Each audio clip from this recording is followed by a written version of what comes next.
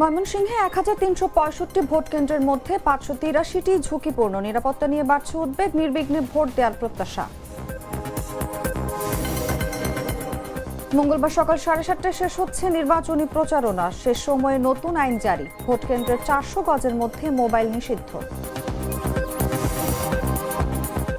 সন্ধ্যায় জাতির উদ্দেশ্যে ভাষণ দেবেন তারেক রহমান, শফিকুর রহমান। সম্প্রচার করবে বাংলাদেশ টেলিভিশন। জাপানি নির্বাচনে বিপুল ভোটে জয়ী তাকাইচির দল। আর্থিক নীতির স্থায়িত্বকে অগ্রাধিকার দেওয়ার প্রতিশ্রুতি।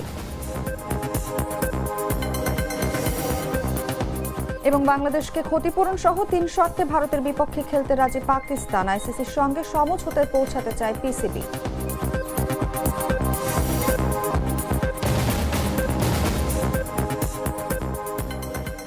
এতক্ষণ শুনছিলেন সংবাদ শিরোনাম। দর্শক, আমন্ত্রণ দুপুর ১টার সংবাদে। সঙ্গে আছি আমি অনুভা বিশ্বাস। লাল সরিষার দানা থেকে তৈরি হয় প্রাণ সরিষার তেল, আসল ঝাঁঝে আসল স্বাদে। চলে যাচ্ছি বিস্তারিত খবরে।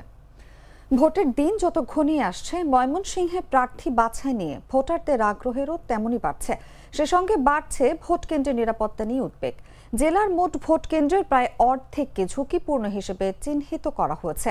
এসব কেন্দ্রে বিশেষ নজরদারি ও বাড়তি নিরাপত্তা ব্যবস্থা নেওয়া হচ্ছে, যার কারণে সুষ্ঠু, শান্তিপূর্ণ ও ঝুঁকিমুক্ত ভোট গ্রহণ নিয়ে বাড়ছে দুশ্চিন্তা। বিস্তারিত জাগো ডেস্ক রিপোর্টে। 12 ফেব্রুয়ারি অনুষ্ঠিত হতে যাচ্ছে ত্রয়োদশ জাতীয় সংসদ নির্বাচন। ভোটের দিন ঘনিয়ে আসায় ময়মনসিংহে প্রার্থী বাছাই নিয়ে যেমন ভোটারদের মধ্যে চলছে চুলচেরা বিশ্লেষণ, তেমনি ভোট কেন্দ্রের নিরাপত্তা নিয়েও বাড়ছে উদ্বেগ। সবার প্রত্যাশা সুষ্ঠু, শান্তিপূর্ণ ও ঝুঁকিপূর্ণ পরিবেশে ভোট গ্রহণ।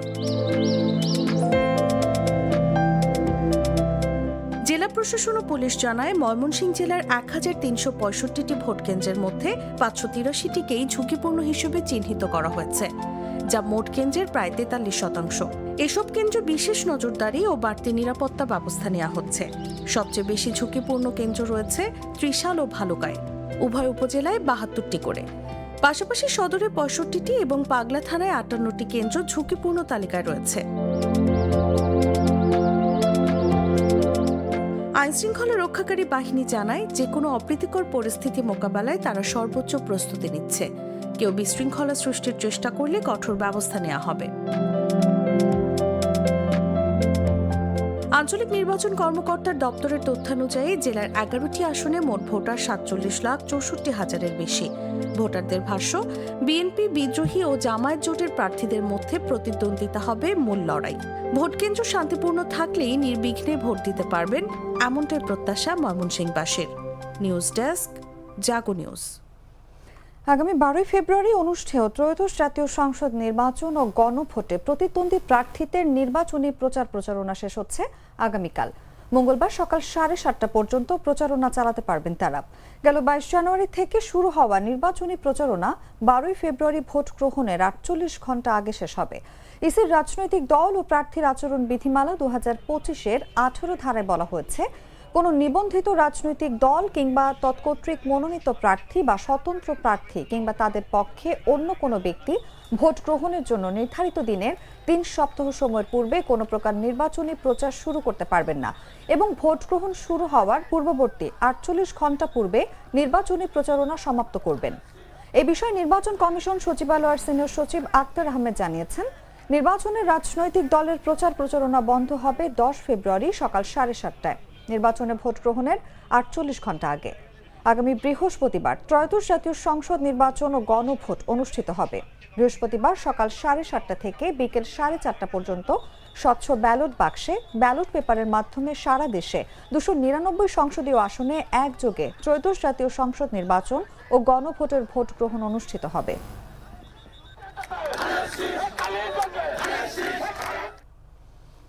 ত্রয়োদশ জাতীয় সংসদ নির্বাচন ও গণভোটের বাকি মাত্র ২ দিন।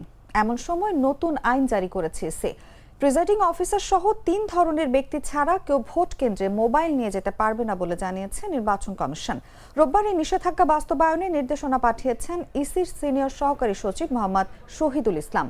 নির্দেশনায় বলা হয়, ত্রয়োদশ জাতীয় সংসদ নির্বাচন ও গণভোট উপলক্ষে ভোট কেন্দ্রের ৪০০ গজ ব্যাসার্ধের মধ্যে ভোট কেন্দ্রের দায়িত্বপ্রাপ্ত প্রিসাইডিং অফিসার, ভোট কেন্দ্রের দায়িত্বপ্রাপ্ত পুলিশ ইনচার্জ এবং ভোট কেন্দ্রের দায়িত্বপ্রাপ্ত অঙ্গীভূত আনসার, সাধারণ আনসার, ভিডিপির নির্বাচন সুরক্ষা 2026 অ্যাপ্লিকেশন ব্যবহারকারী 2 জন আনসার সদস্য ব্যতীত কেউ মোবাইল নিয়ে প্রবেশ করতে পারবেন না।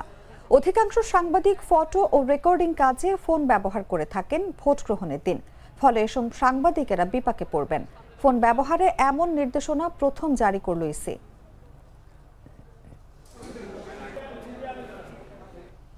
ত্রয়োদশ জাতীয় সংসদ নির্বাচনকে সামনে রেখে আজ সোমবার জাতির উদ্দেশ্যে ভাষণ দেবেন বিএনপি চেয়ারম্যান তারেক রহমান এবং বাংলাদেশ জামায়াতে ইসলামীর আমির ডাক্তার শফিকুর রহমান। তাদের ভাষণ সম্প্রচার করবে বাংলাদেশ টেলিভিশন। এছাড়াও আজ সোমবার সন্ধ্যা 6টা থেকে 7টার মধ্যে জাতির উদ্দেশ্যে বাংলাদেশ খেলাফত মজলিসের আমির মাওলানা মামুনুল হকের ভাষণ সম্প্রচারের কথা রয়েছে। জামায়াত আমিরের ভাষণ আজ সন্ধ্যা 6টা থেকে 7টার মধ্যে এবং বিএনপি চেয়ারম্যানের ভাষণ সন্ধ্যা 7টা থেকে 8টার মধ্যে সম্প্রচার করবে বাংলাদেশ টেলিভিশন। এর আগে গতকাল রোববার বিটিভিতে জাতির উদ্দেশ্যে দেওয়া এনসিপি আহ্বায়ক নাহিদ ইসলাম এবং ইসলামী আন্দোলন বাংলাদেশের আমির মুফতি সৈয়দ মোহাম্মদ রেজাউল করিমের ভাষণ সম্প্রচার করা হয়। এদিন সন্ধ্যা 7টায় নাহিদ ইসলামের ভাষণ এবং এর আগে সন্ধ্যা 6টায় চরমোনাই পীরের ভাষণ সম্প্রচার করে বিটিভি।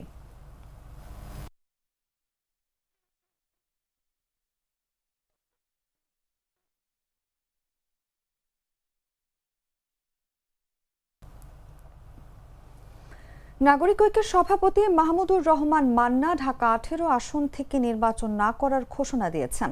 রোববার রাত 11:15টার দিকে নিজের ভেরিফাইড ফেসবুক পেজে এই ঘোষণা দেন তিনি। পোস্টে তিনি প্রার্থিতা প্রত্যাহারের কারণও উল্লেখ করেছেন। মান্না বগুড়া 2 আসন থেকে নির্বাচনে প্রতিদ্বন্দ্বিতা করছেন, সেখান থেকেই তিনি এই পোস্ট দেন। মান্না লিখেছেন তিনি বগুড়ায় অবস্থান করছেন। ঢাকা 18 আসনে নির্বাচন করা ব্যয়বহুল, এই ব্যয় নির্বাহ করা সম্ভব নয় বলে প্রতিদ্বন্দ্বিতা না করার সিদ্ধান্ত নিয়েছেন। এর আগে বগুড়া 2 আসনে ঋণ খেলাপির অভিযোগে মান্নার প্রার্থিতা বাতিল হয়। পরে নির্বাচন কমিশনে আপিল করে তিনি তা ফিরে পান। অন্যদিকে ঢাকা 18 আসনে তার মনোনয়নপত্র শুরু থেকেই বৈধ ছিল। রাজধানীর খেলক্ষেত, কুড়িল, উত্তরা, উত্তরখান, দক্ষিণ খান ও তুরাগ এলাকা নিয়ে ঢাকা 18 আসন।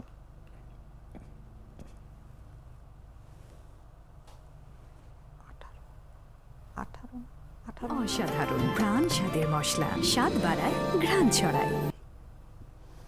আসন্ন জাতীয় সংসদ নির্বাচনকে কেন্দ্র করে মোবাইল ব্যাংকিং সেবা ও ইন্টারনেট ব্যাংকিং এর মাধ্যমে অর্থ লেনদেনে কড়াকড়ি আরোপ করেছে বাংলাদেশ ব্যাংক। ফলে বিকাশ, রকেট ও নগদ সহ এমএফএস প্ল্যাটফর্মে একেবারে সর্বোচ্চ 1000 টাকা পাঠানো হবে। এছাড়া দিনে সর্বোচ্চ 10 বার লেনদেন করা যাবে, যার মোট সীমা হবে 10,000 টাকা। রোববার বাংলাদেশ ব্যাংকের পেমেন্ট সিস্টেমস ডিপার্টমেন্ট এই সংক্রান্ত নির্দেশনা জারি করে। নির্দেশনা অনুযায়ী সোমবার রাত 12টা থেকে 12ই ফেব্রুয়ারি রাত 12টা পর্যন্ত এই সীমা কার্যকর থাকবে। একই সময় ব্যাংকের অ্যাপ ও ইন্টারনেট ব্যাংকিংয়ে ব্যক্তি থেকে ব্যক্তি অর্থ স্থানান্তর বন্ধ থাকবে। নির্বাচন উপলক্ষে এমএফএস সংক্রান্ত অভিযোগ গ্রহণ ও তাৎক্ষণিক ব্যবস্থা নিতে প্রতিটি মোবাইল ফিনান্সিয়াল সার্ভিস প্রদানকারী প্রতিষ্ঠানকে বিশেষ কুইক রেসপন্স সেল গঠনের নির্দেশ দেওয়া হয়েছে। এছাড়া নির্ধারিত সময়ে সব ধরনের লেনদেনের উপর সার্বক্ষণিক নজরদারি চালানো হবে।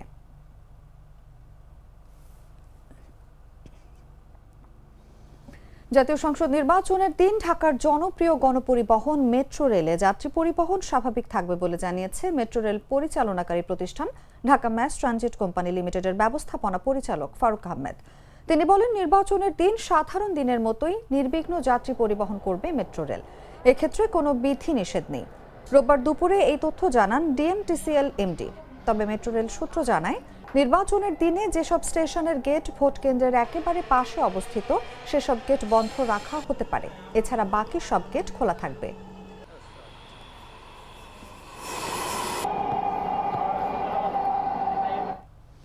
ঢাকা মাওয়া এক্সপ্রেসওয়েতে পণ্য বোঝাই একটি দ্রুতগতির পিকআপ ভ্যান নিয়ন্ত্রণ হারিয়ে 2 জন নিহত হয়েছেন। সোমবার রাত 2:30টার দিকে এক্সপ্রেসওয়ের সিরাজদিখান উপজেলার নিমতলা আন্ডারপাসের ওপর এই দুর্ঘটনা ঘটে। শ্রীনগর ফায়ার সার্ভিসের স্টেশন অফিসার দেওয়ান আজাদ হোসেন জানান, যশোর থেকে কাঁচামাল নিয়ে রাজধানীর কারওয়ান বাজারের উদ্দেশ্যে যাচ্ছিল পিকআপ ভ্যানটি। এ সময় নিমতলা আন্ডারপাস অতিক্রমকালে গাড়িটি নিয়ন্ত্রণ হারিয়ে সামনে থাকা আরও একটি অজ্ঞাত গাড়ির পেছনে ধাক্কা দেয়। এতে পিকআপ ভ্যানটির সামনের অংশ ক্ষতিগ্রস্ত হয়। ফলে ঘটনাস্থলে পিকআপের চালক নিহত হন। এছাড়া দুর্ঘটনায় গুরুতর আহত হেলপার ইসারুলকে আশঙ্কাজনক অবস্থায় উদ্ধার করে শ্রীনগর উপজেলার স্বাস্থ্য কমপ্লেক্সে নেওয়া হলে জরুরি বিভাগের কর্তব্যরত চিকিৎসক ডক্টর নিলয় তাকে মৃত ঘোষণা করেন। মুন্সিগঞ্জ ফায়ার সার্ভিস ও সিভিল ডিফেন্সের উপসহকারী পরিচালক মোহাম্মদ শফিকুল ইসলাম বলেন, খবর পেয়ে সিরাজদি খান ফায়ার স্টেশনের একটি দল ঘটনাস্থলে গিয়ে মরদেহ দুটি উদ্ধার করে হাসারা হাইওয়ে পুলিশের কাছে হস্তান্তর করে। পরে পুলিশ ও ফায়ার সার্ভিসের যৌথ সহযোগিতায় ক্ষতিগ্রস্ত যানবাহন মহাসড়ক থেকে সরিয়ে নিলে যান চলাচল স্বাভাবিক হয়।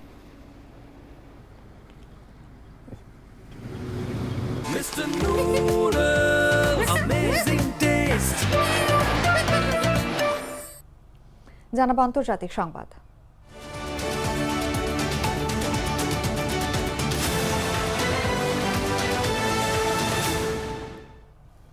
জাপানের প্রধানমন্ত্রী সানাই তাকাইচির দল দেশটির সাধারণ নির্বাচনে ভূমিধস জয়লাভ করেছে। দেশটির সংসদের নিম্নকক্ষে বিপুল ভোটে জয়ী হয়েছে তারা। সরকারি সম্প্রচারক এনএইচকে সংগ্রহ করা ফলাফল অনুসারে রোববারের নির্বাচনে শক্তিশালী নিম্নকক্ষের 465টি আসনের মধ্যে তাকাইচির লিবারেল ডেমোক্র্যাট পার্টি 316টি আসন জিতেছে, যা সংখ্যাগরিষ্ঠতার জন্য প্রয়োজনীয় 233টি আসনের চেয়ে অনেক বেশি।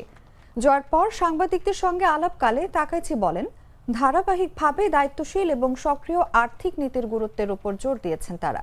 তিনি বলেন, আর্থিক নীতির স্থায়িত্বকে অগ্রাধিকার দেওয়া হবে এবং প্রয়োজনীয় বিনিয়োগ নিশ্চিত করা হবে।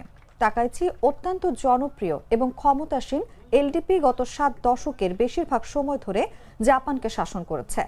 তবে তহবিল এবং ধর্মীয় কেলেঙ্কারির কারণে দলটিকে কিছুটা চাপে থাকতে হয়েছে। দলের রাজনৈতিক ভাগ্য পরিবর্তনের আশায় প্রধানমন্ত্রী তাকাইচি এই আগাম নির্বাচনের ডাক দেন। তাকাইচি কর ছাড় ও ভর্তুকির প্রতিশ্রুতি দিয়ে অনেক ভোটারের সমর্থন অর্জন করেছেন। তবে সমালোচকদের মতে এসব পদক্ষেপ বাস্তবায়িত হলে তা জাপানের ধীর গতির অর্থনীতিতে বড় ধরনের চাপ তৈরি করতে পারে।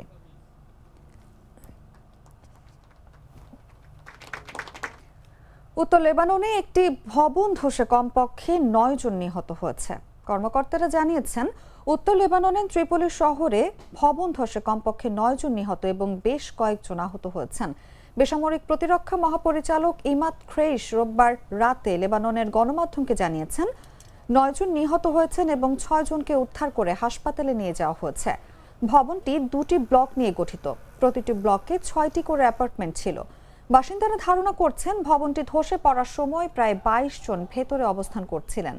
লেবাননের রেড ক্রস এবং জরুরি ও ত্রাণ সংস্থাগুলোর সহায়তায় বেসামরিক প্রতিরক্ষা দলগুলো তল্লাশি ও উদ্ধার অভিযানের নেতৃত্ব দিচ্ছে। মেয়র আব্দুল হামিদ করিমে সাংবাদিকদের বলেন, অনিরাপদ ভবনের কারণে আমরা ত্রিপলিকে একটি দুর্যোগ কবলিত শহর হিসেবে ঘোষণা করছি। প্রধানমন্ত্রী নওয়াফ সালাম এক বিবৃতিতে বলেছেন, যেসব ভবন খালি করতে হবে সেগুলোর সব বাসিন্দাদের জন্য আবাসন ভাতা প্রদানের জন্য সরকার সম্পূর্ণ প্রস্তুত।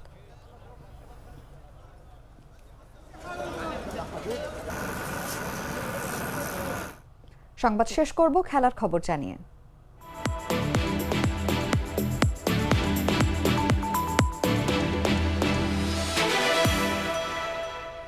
চলমান টি-20 বিশ্বকাপে গ্রুপ পর্বে ভারতের বিপক্ষে ম্যাচ বয়কটের সিদ্ধান্ত থেকে সরে আসতে পারে পাকিস্তান। বাংলাদেশকে ক্ষতিপূরণ দেওয়া সহ আন্তর্জাতিক ক্রিকেট কাউন্সিলের কাছে 3টি বড় দাবি জানিয়েছে পাকিস্তান ক্রিকেট বোর্ড। ভারতীয় সংবাদ মাধ্যম এনডিটিভি সূত্রে জানা গেছে, দাবিগুলো সামনে রেখে আইসিসির সঙ্গে সমঝোতায় পৌঁছাতে চায় পিসিবি। সূত্রে দেয়া তথ্য মতে এনডিটিভি জানিয়েছে, রোববার লাহোরে আইসিসির কর্মকর্তাদের সঙ্গে বৈঠকে অচলাবস্থা কাটাতে পিসিবির পক্ষ থেকে 3টি দাবি তোলা হয়। এর মধ্যে রয়েছে বাংলাদেশের জন্য বাড়তি ক্ষতিপূরণ, বিশ্বকাপ থেকে ছিটকে যাওয়া সত্ত্বেও বাংলাদেশের জন্য অংশগ্রহণ ফি প্রদান, ভবিষ্যতে কোনো আইসিসি ইভেন্ট আয়োজনের শর্ত। সূত্র আরও জানায়, পিসিবির বেশ কয়েকজন কর্মকর্তা আগামী 15 ফেব্রুয়ারি কলম্বোতে ভারতের বিপক্ষে ম্যাচ খেলতে রাজি থাকলেও বোর্ড চেয়ারম্যান মহসিন নকভি এখনও অনড় অবস্থানে রয়েছেন। চূড়ান্ত সিদ্ধান্ত নেওয়ার আগে তিনি পাকিস্তানের প্রধানমন্ত্রী শাহবাজ শরীফের সঙ্গে আবারও বৈঠকে বসবেন।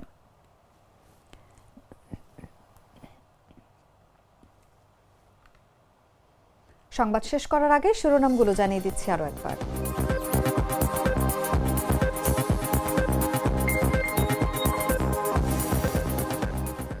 ময়মনসিংহে 1365 ভোট কেন্দ্রের মধ্যে 583টি ঝুঁকিপূর্ণ। নিরাপত্তা নিয়ে বাড়ছে উদ্বেগ, নির্বিঘ্নে ভোট দেওয়ার প্রত্যাশা। মঙ্গলবার সকাল 7:30টায় শেষ হচ্ছে নির্বাচনী প্রচারণা। শেষ সময় নতুন আইন জারি, ভোট কেন্দ্রে 400 গজের মধ্যে মোবাইল নিষিদ্ধ। সন্ধ্যায় জাতির উদ্দেশ্যে ভাষণ দেবেন তারেক রহমান, শফিকুর রহমান। সম্প্রচার করবে বাংলাদেশ টেলিভিশন।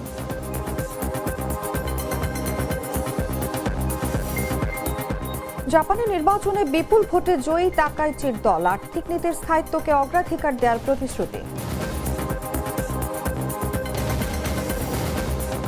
এবং বাংলাদেশকে ক্ষতিপূরণ সহ 3 শর্তে ভারতের বিপক্ষে খেলতে রাজি পাকিস্তান। আইসিসির সঙ্গে সমঝোতায় পৌঁছাতে চায় পিসিবি।